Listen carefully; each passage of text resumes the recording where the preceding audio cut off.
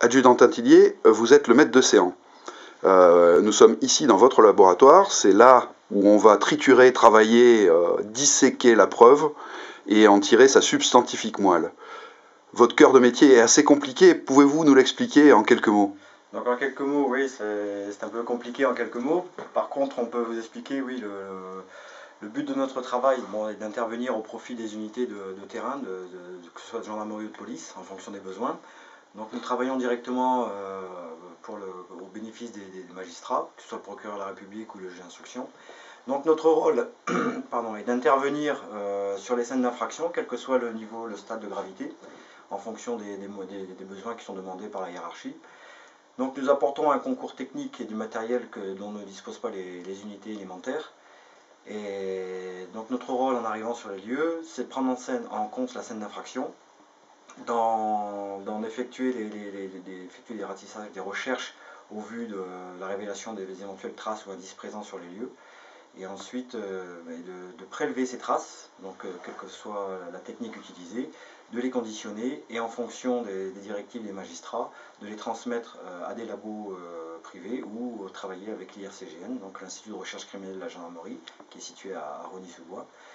Et après, à l'obtention des résultats, ça nous permet d'orienter les enquêteurs et d'avoir une marche à suivre concernant les continuations et les poursuites de l'enquête.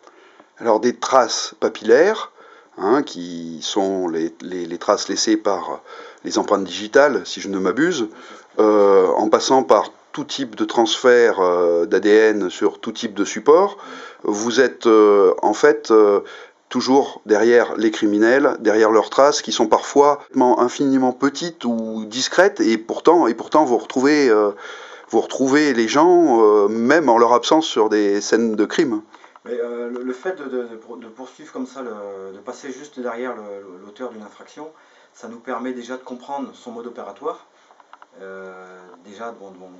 Comprenant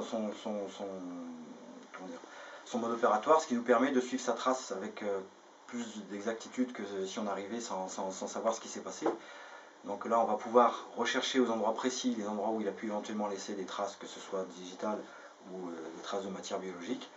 Et après, nous, à trouver l'infiniment petit, comme vous disiez, et pouvoir le mettre en valeur et exploiter à la suite.